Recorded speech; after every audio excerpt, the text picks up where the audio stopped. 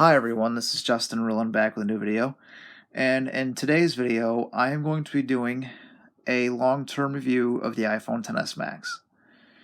Now, the reason I'm doing this review is because, as a lot of you may know, the iPhone 11 was just announced on Tuesday, all three models of iPhone 11, and today, September 13th, 2019, they're up for pre-order. So, and they're going to be released on Friday the 20th. So, I figured now would be a good time to review a one-year-old phone to see if it's worth upgrading from the XS Max to the iPhone 11 or 11 Pro or Pro Max. So, with that being said, let's get started. So, I got this phone on October 5th, 2018. This is the Space Gray iPhone XS Max. Now, of course, you guys are going to be able to see the color because I have a smart battery case on here. This is the official Apple smart battery case for the XS Max. I got this about a month ago. And overall, it's a pretty nice case. It does add a little bit more bulk to the phone. However, it's not a significant amount of bulk, at least in my opinion. It's still very usable to me, and it's still easy to hold. It's not too heavy or anything. But this is the Space Gray iPhone XS Max. The storage configuration I have is the 512 gigabyte variant, which I did not mention in my first video about this phone, the 4-day I guess impressions that I did about 10 months ago. But this phone is great. It's got a nice 6.5-inch OLED display. Resolution, I'm honestly not sure about, and I really don't pay much attention to that. But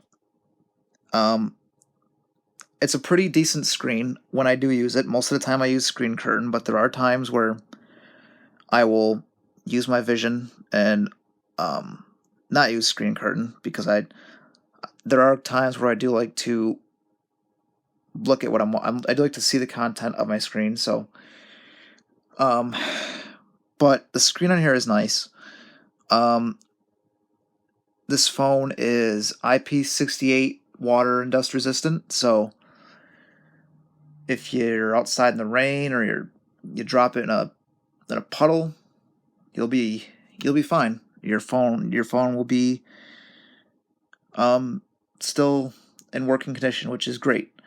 And now, luckily for me, knock on wood, I've never had an incident where I dropped my phone in a puddle of any sorts. But it's great to have it. When you don't need it, then not have it when you do. That's the way I look at it with the storage too, because I didn't need the 512 gigabytes of storage, but the other storage configurations I wanted back in October were on back order, so I just picked this one up, and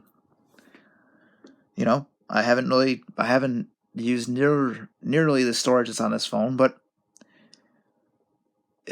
I'm glad I have it. So anyways, let's talk about the battery life of this phone. So, my battery is decent. I mean, obviously over 10 months it has degraded some. My maximum capacity is now at 90%, but I have this smart battery case, so that's not much to worry about. In fact, I'll turn it on and show you right now. 6:22 p.m. One notification. Hang on a second, I gotta put the iPod Touch down real quick.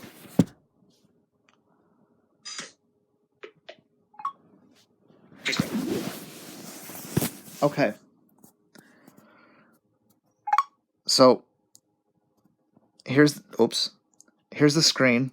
Now we're gonna tap on settings if I can find it. Books. Oops. News. Show context menu. App Store. Show context menu. Edit mode. Hold on a second. Books. Show context menu. This is kind of, Activate. I'm doing this with one hand, so. Show context menu. Health. 2 items. Okay, so what I'm going to do is I'm going to do a haptic touch on settings. Display context menu. And as you can see, Battery button. I'm going to double tap on battery. Settings. And by the way, this is dark mode. I am using iOS 13.1 public beta 3 on this device, so we're going to go to... English US. Oops. English US default. English US. Crap. English US default. Auto brightness button. Insights and suggestions. Auto brightness. Battery health button. Okay, battery health. So we're going to double tap here. Phone batteries, like all rechargeable batteries, are consumable. Your battery is currently supporting multi performance. Optimize battery charging. On. Your battery peak performance capability. Your battery is currently supporting. This is measured battery capacity relative to 2 minutes new. This is measured battery capacity relative to 2 minutes new. Lower capacity may result in 2 hours of usage. Maximum capacity 90%. So as you can hear, we're at 90%. So it is decent at best. FaceTime. Phone batteries, like all rechargeable batteries. FaceTime. We're at 90% maximum capacity, so it's kind of... It's degraded over time, but it still gets the job done. And especially now with this battery case, I don't really worry about it too much. So battery life is pretty good. Next, we're going to talk about performance. Now, this phone is equipped with the A12 Bionic chip inside it. This is the A12 processor. It's got 4 gigs of RAM, and it is a very smooth experience. I absolutely have not had any types of slowdown on this phone. I mean, maybe a little bit of slowdown, but that's due to running the betas. Because, you know, it's a beta and it has jitters and stutters and whatnot, but it's still pretty good.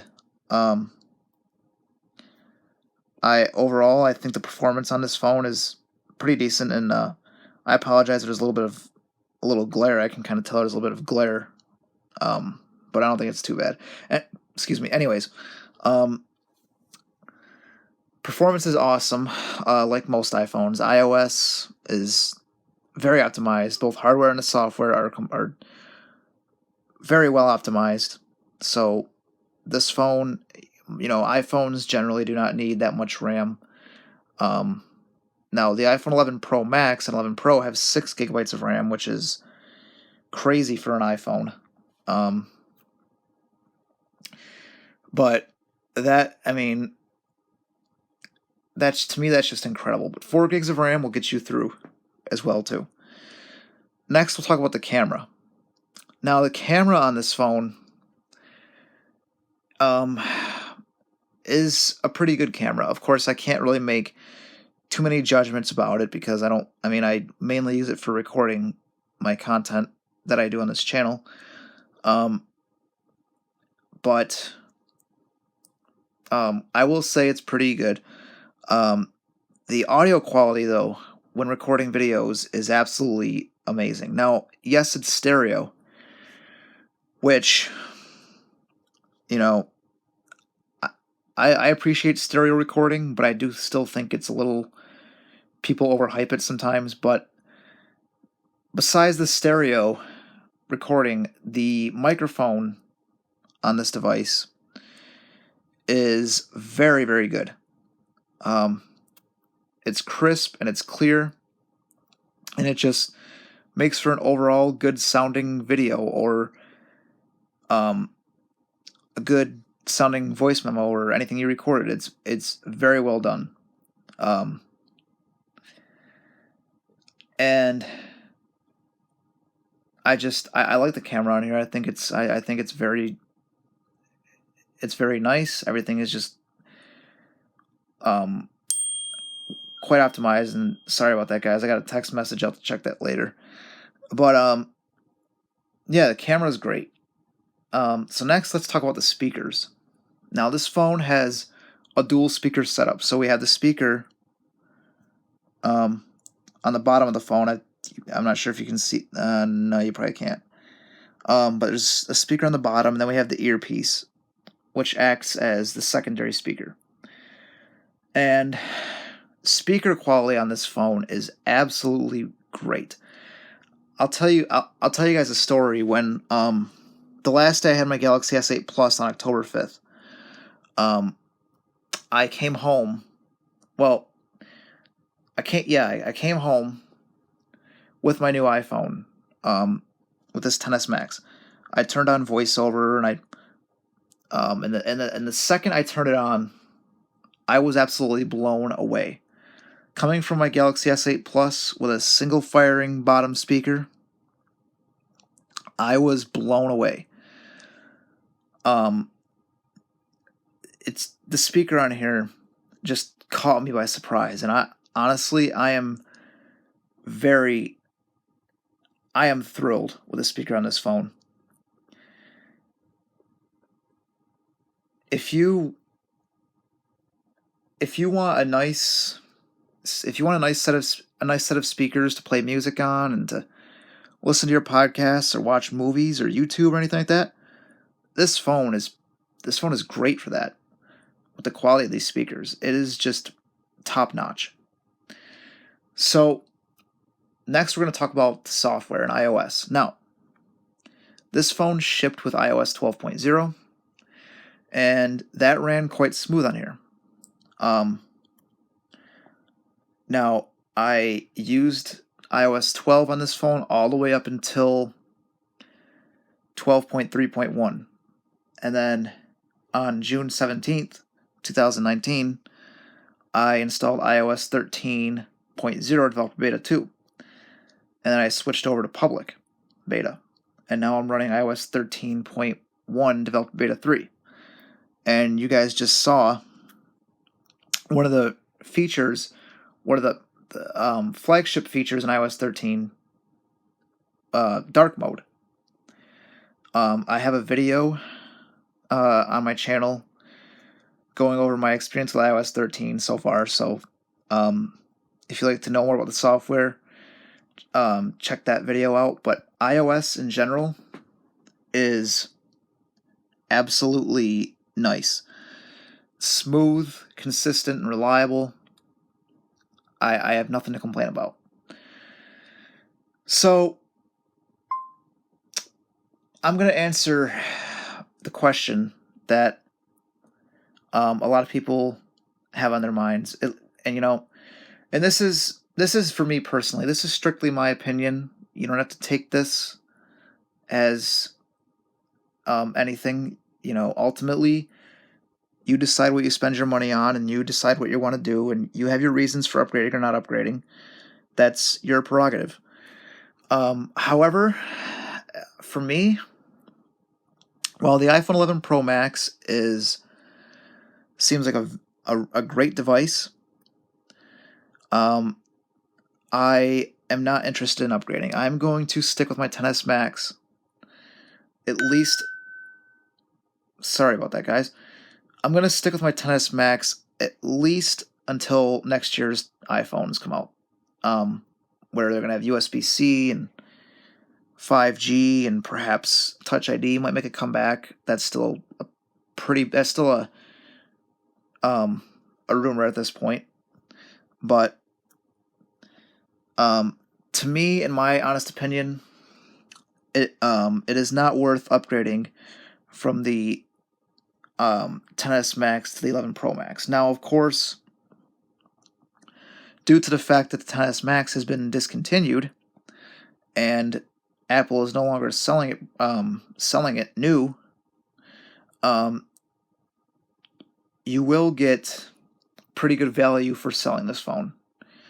So that could be a compelling reason to upgrade as well. However, the phone is working fine for me right now, and I really don't see the need to upgrade. I believe that this phone is this is probably the best phone I've owned, honestly. And I've said that about a lot of phones, but this phone has been nothing but reliable. And the fact that you get very long-term support as far as iOS updates is also a reason why I don't think it's worth upgrading. And the difference between iPhone and Android is with an iPhone you can keep an iPhone for many years and still have support from Apple, which is why a lot of times people don't upgrade their iPhones right away because most people who own iPhones, they know that they're going to get the same support that the newer iPhones are getting. And their phone is going to be performing very efficiently in the next few years still. So for me, an upgrade is not really necessary, but I'd like to know what you guys think in the comments section. Are you upgrading from your XS Max or whatever iPhone you have to the 11 Pro? If so, feel free to let me know. But with that being said, I hope you enjoyed this quick review, this quick, I guess, nearly 1 year update on my experience with the iPhone XS Max. And I will talk to you all in the next video. Peace out and have a great day, everyone.